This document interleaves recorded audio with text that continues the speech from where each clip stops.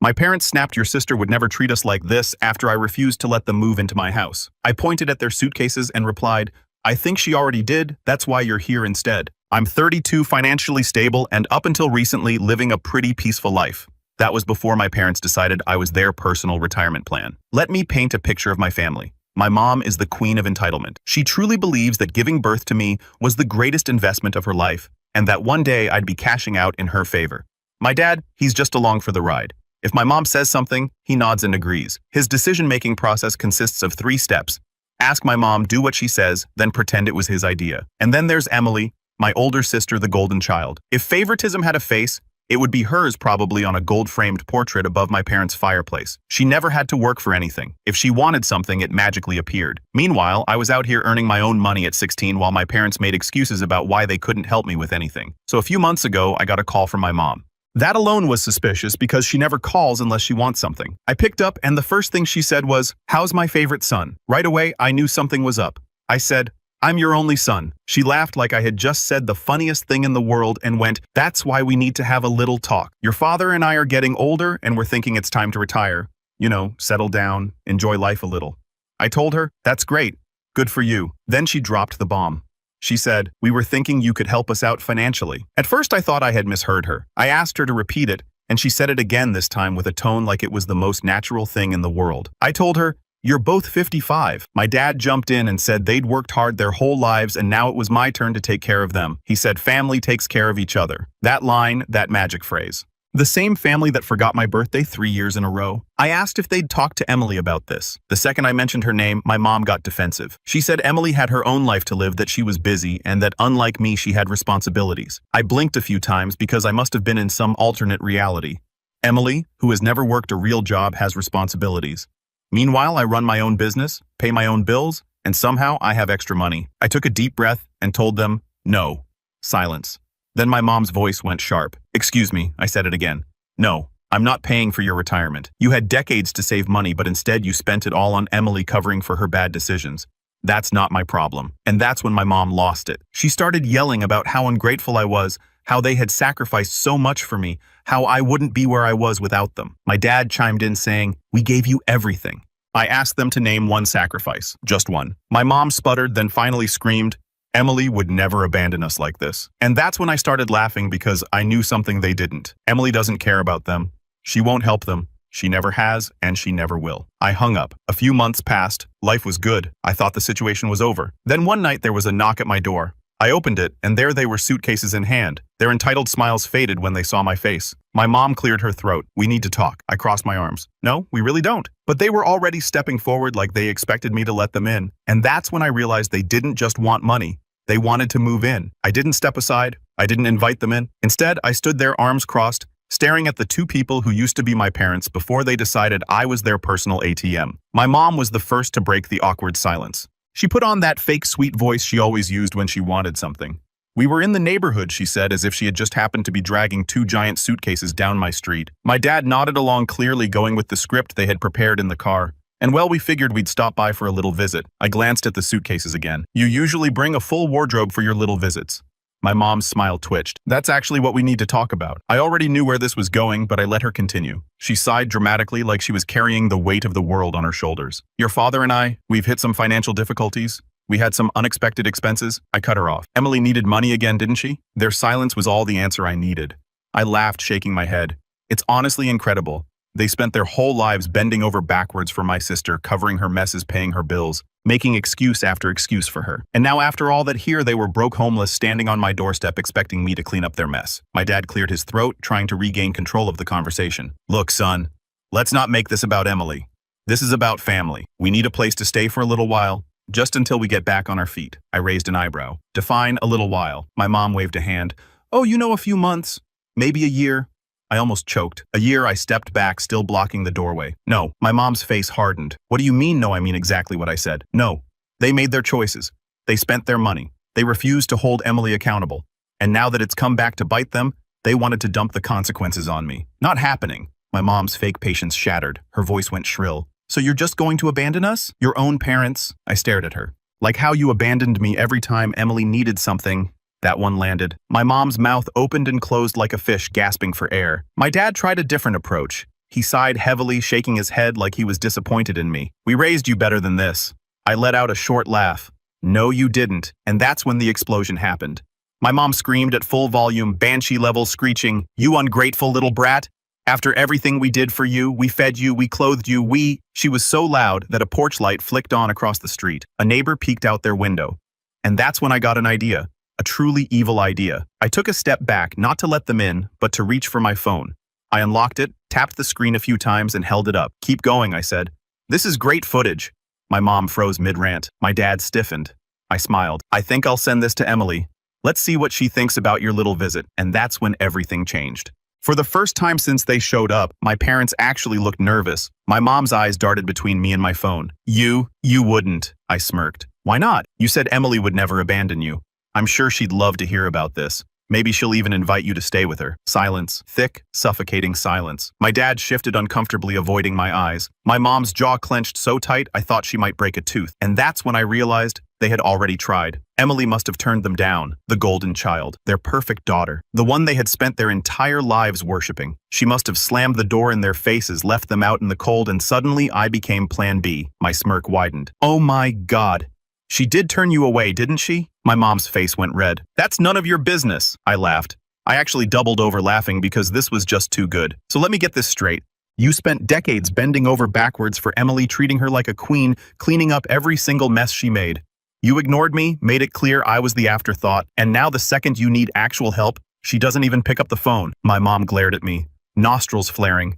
"You don't understand." I wiped a fake tear from my eye. "No, I understand perfectly. You bet everything on the wrong horse, and now you want me to fix it." I gestured toward the sidewalk. "Get off my porch." My dad finally spoke up, his voice desperate. "We have nowhere else to go." I shrugged. "Not my problem." My mom let out a shaky breath like she was trying to hold back another outburst. Then she tried one last card, the guilt trip. Her voice softened. "Honey, we're your parents. We're family." I tilted my head. "Funny how you only remember that when you need something." Her expression twisted into something ugly. "You'll regret this one day. You'll be old too, and no one will take care of you." I smiled. "I'm planning ahead, unlike you." My mom looked like she was about to throw another fit, but my dad put a hand on her arm. He'd given up. He knew there was no winning this. They turned, dragging their suitcases behind them, and as they disappeared into the night, I couldn't help but wonder where they would go now. Because Emily sure as heck wouldn't open her door for them. But me, I'm going to sleep like a baby. I watched them stumble off my porch, dragging their heavy suitcases behind them, like the weight of every bad decision they'd ever made. The streetlight cast long shadows as they shuffled toward the sidewalk, my mom muttering angrily under her breath, while my dad trudged silently beside her. I should have gone inside. I should have closed the door and been done with it, but I didn't. I stood there, arms crossed, watching them struggle, because for the first time in my life, they were the ones who had to deal with the consequences of their own actions, and darn it, it felt good. My mom suddenly stopped in her tracks. She whirled around, her face twisted in rage.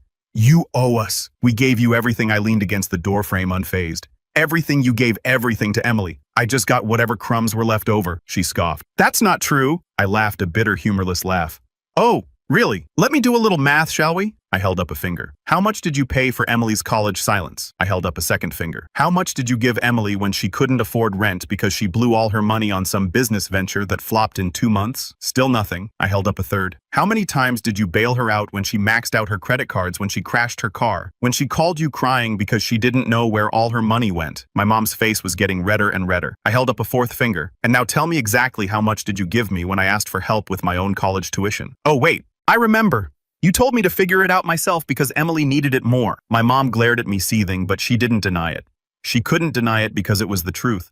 My dad shifted uncomfortably, probably wishing he could melt into the pavement. I shook my head, disgusted. "You chose her every time, and now she doesn't even pick up the darn phone when you need help. That's not my fault. That's yours." My mom was shaking with fury. "We did what was best for our family." I narrowed my eyes. "No. You did what was best for Emily." She let out a strangled sound like she was about to explode again, but my dad suddenly grabbed her arm and muttered something too low for me to hear. He was done. He just wanted to leave. She yanked her arm away, but after a moment, she turned and stormed off, dragging her suitcase like it had personally insulted her. My dad followed, shoulders slumped, and soon enough, they disappeared around the corner. I let out a breath I didn't even realize I had been holding. For the first time in years, I felt free. No more guilt, no more expectations, no more being the backup plan. I stepped back inside and locked the door. But just as I turned away, my phone buzzed in my hand. A text from Emily. And when I opened it, my stomach dropped. "Mom just called me. She's furious. She says you humiliated them and left them on the street. But don't worry.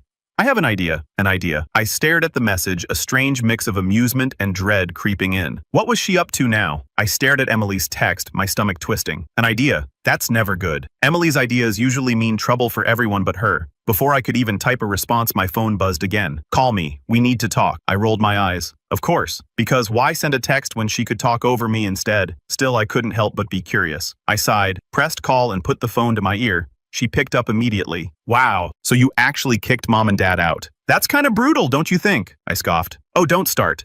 They showed up at my door demanding I take care of them. What was I supposed to do? Emily sighed dramatically like she was already exhausted by this conversation. I don't know. Maybe not throw our parents onto the street. That seems like a solid option. My grip tightened around the phone. Funny, you weren't so concerned when you turned them away? Silence. I smirked. Yeah, they didn't tell me, but I figured it out. You were their first choice, weren't you? They went crawling to you first and you shut the door in their faces. And now you're mad that I did the same thing. Emily let out a little laugh, but there was an edge to it. Oh, come on, you know how it is. I have things going on, a social life, a career, responsibilities. I can't just drop everything to babysit two boomers who can't handle their money. I raised an eyebrow. And I can. There was a pause. Then she sighed like I was being unreasonable. I mean, yeah, you've always been the responsible one. The one who's like good at dealing with this kind of stuff. You're independent smart. You actually plan ahead. You can handle this. I nearly laughed out loud. So let me get this straight. You got to be the reckless, spoiled one for your entire life, and now that our parents need help, you just assume I should deal with it because I was forced to be the responsible one. Emily hummed thoughtfully. I mean, yeah, that sounds about right. I shook my head, stunned. Wow, you really don't even try to hide it, do you? She giggled. Why would I? It's just the natural order of things.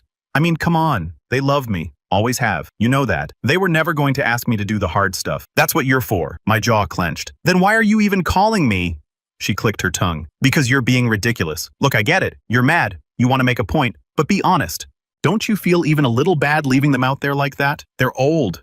They're stressed. They're family. And let's be real. You can totally afford to let them stay for a while. Your place is way bigger than mine. You have the space. I let out a slow breath. You know what's funny? If they had just asked me for help, if they had come to me like normal human beings instead of demanding it and guilt-tripping me, I might have actually considered it. But they didn't. And now, here you are acting like I'm some kind of villain for refusing to clean up your mess. Emily sighed, like I was a child who just didn't get it. Look, I know they can be a bit much, but they are our parents. And one day you're going to regret treating them like this. I shook my head. No, they're going to regret treating me like this. Emily was quiet for a moment. Then she let out a soft, amused chuckle. You're really not going to budge on this, huh? Not even a little, I responded. Wow, cold, I told her. You would know. She snickered. Okay, fine. Have it your way. But don't say I didn't warn you. Warn me, I frowned. Warn me about what? But she'd already hung up. I stared at my phone, a strange sense of unease creeping in because if I know Emily, she's not the type to just let things go. And something told me she was about to make this way worse. The uneasy feeling settled in my stomach like a rock. I knew Emily too well. That wasn't a conversation. It was a warning, a threat wrapped in a sugar-coated giggle. And the worst part, I didn't even have to wait long to find out what she meant. 2 days later, my doorbell rang. I sighed, already exhausted before I even got up from the couch. I didn't have to look. I knew who it was. I pulled open the door, and there they were, my parents again. But this time, they weren't just standing there like lost, confused victims. No, this time they looked confident, smug, even like they knew something I didn't. I crossed my arms. No. Whatever you're about to say, the answer is no. My mom let out a dramatic sigh, clutching her chest like I'd just shot her. Do you hear how you speak to us? To your own parents? After everything we've done for you? I didn't take the bait. Cut to the chase. Why are you here? My dad stepped forward, arms crossed. We talked to Emily. Of course they did, I deadpanned. And she told us everything my mom said, shaking her head in disappointment. How you've been selfish. How you've always resented us. How you turned your back on family just because you finally got a little money in your pocket, I snorted. Selfish, that's rich, coming from the two people who demanded I fund their retirement while treating me like a second-class citizen compared to Emily. My dad's jaw tightened. This isn't about Emily. Isn't it? I cut him off. Because you didn't demand she take care of you. You didn't scream at her about family obligations. She told you no and you just accepted it. But when I say no, suddenly, I'm the worst child in the world. My mother shook her head. She has a different life, sweetie. You know that. She's not as stable as you. I laughed.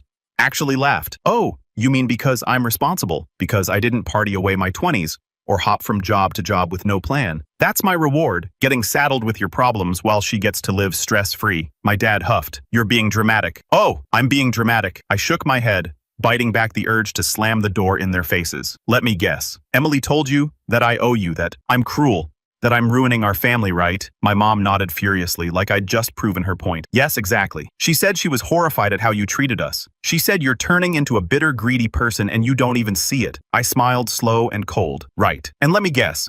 She also couldn't take you in herself because she's just not in the right place right now, but she really wishes she could help. My parents glanced at each other, clearly not expecting me to nail it so perfectly. I let out a sharp laugh. Wow, she really played you like a darn fiddle, huh? My dad frowned. What are you talking about? I'm talking about the fact that Emily manipulated you exactly the way she always does. She threw just enough fake sympathy your way to make you think she cares all while making sure the responsibility still falls entirely on me. My mother crossed her arms, but I saw the hesitation in her eyes. That's not true. Oh really? So tell me, after she told you how awful I was, what exactly did she offer to do for you? Silence. I nodded. Yeah, that's what I thought. My dad cleared his throat, trying to regain control. That doesn't change the fact that you owe us. We raised you, fed you, put a roof over your head, and now that we need your help, you want to abandon us. I exhaled slowly, clenching my fists. Okay, let's go down that road. Yes, you raised me. You did the bare minimum a parent should do, but you also made it very clear my entire life that Emily was your priority. You gave her the best of everything while I got the scraps. You excused everything she did, no matter how selfish or irresponsible. And now you're shocked that I don't feel the same loyalty to you that she pretends to. My mother scoffed. That's not fair. It's completely fair, I snapped. You taught me my entire life that I wasn't your favorite, that my needs came second, that I was less important than Emily. And now you're demanding I take responsibility for you while she gets to live guilt-free? Absolutely not. You made your bed. Now lie in it. Their faces darkened. I'd hit a nerve. My dad clenched his jaw. You'll regret this. I smiled sharp and cold. No, you will. I slammed the door in their faces. They pounded on it, screaming at me, but I didn't care. I walked away, heart pounding, adrenaline surging. But then the pounding stopped. Silence. For a split second, I thought they'd finally given up, that maybe, just maybe, they'd realized I was serious. But then, bang! I whirled around just in time to see the door shudder in its frame. They were trying to force their way in. Rage boiled up inside me.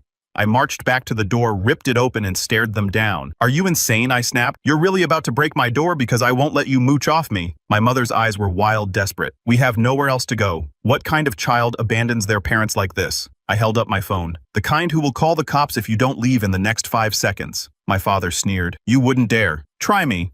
I pressed the emergency dial. Say one more word and we'll find out. The color drained from their faces. For all their entitlement, they knew I wasn't bluffing. My mom glared at me, tears pooling in her eyes. You're a monster, I shrugged. And you're trespassing. Get lost. They stood there fuming, but after a few tense seconds, they finally turned and stomped off. My mother sobbed dramatically. My father muttered under his breath, and I didn't even care anymore. I slammed the door shut this time for good. And just like that, it was over. No more guilt. No more manipulation, no more being treated like a backup plan while Emily skated by free and clear. They made their choice years ago, and now I've made mine. After that day, I stopped answering their calls.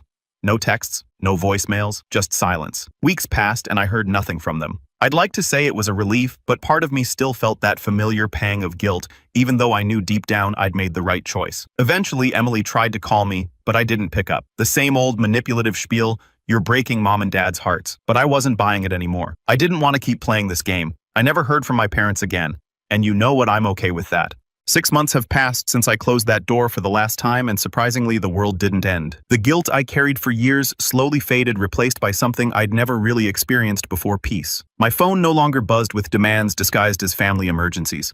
My weekends weren't interrupted by guilt trips or lectures about obligation. My bank account stayed exactly where I intended it, to funding my own future, instead of cleaning up someone else's mistakes. I finally took the vacation I'd been putting off for years, spending 2 quiet weeks hiking through national parks with no signal and no expectations from anyone. Somewhere between mountain trails and campfires, I realized just how exhausted I'd been from constantly trying to earn love that was never going to be given freely. When I came home, I expanded my business, hired 2 new employees, and even bought the small office building I'd been leasing for years. It felt strange making plans without wondering who would eventually demand a piece of them. A mutual family friend eventually filled me in on what happened after my parents disappeared from my life. Emily, unsurprisingly, never took them in. She kept promising she'd help next month, while somehow always having a reason she couldn't. Eventually, my parents were forced to sell what little they had left and move into a modest apartment several towns away. My dad went back to work part-time, after realizing retirement wasn't magically going to pay for itself, while my mom discovered that sympathy doesn't pay rent either. Apparently, they spent months complaining to anyone who would listen about their ungrateful son, but the story stopped working once people started asking why their beloved daughter wasn't helping them instead. Funny how quickly the conversation changed after that. I also heard Emily wasn't doing nearly as well as she'd claimed. The lifestyle she'd always projected had been built almost entirely on borrowed money and my parents' constant financial bailouts. Without them acting as her safety net anymore, reality finally caught up with her. Last I heard, she'd downsized her apartment, sold her luxury SUV, and was suddenly talking about budgeting like it was some revolutionary concept. I didn't celebrate any of it. I didn't need revenge anymore because life had already handed everyone exactly what they'd earned. The biggest surprise came from my dad. About a month ago, I received a handwritten letter in the mail. Not asking for money, not demanding forgiveness, just a simple apology. He admitted he'd spent years taking the easy path by agreeing with my mother instead of standing up for me. He didn't ask me to call him or visit. He simply wrote that he finally understood why I walked away and that if he could change one thing in his life, it would be choosing to be my father instead of just my mother's husband. I read the letter twice before putting it away. I haven't answered it yet. Maybe I never will. Forgiveness isn't something people are owed simply because time has passed. It's something they earn, and sometimes the opportunity to earn it is gone forever. Still, reading those words gave me something I never thought I'd have closure. Not because everything was fixed, but because I no longer needed it to be. I stopped waiting for my family to become the people I always wished they were. Instead, I built a life surrounded by friends who showed up because they wanted to, not because they expected something in return. Looking back now, refusing to become my parents' retirement plan wasn't the hardest decision I ever made. The hardest part was accepting that saying no didn't make me a bad son. It simply made me someone who finally respected himself. And for the first time in my life, that was enough.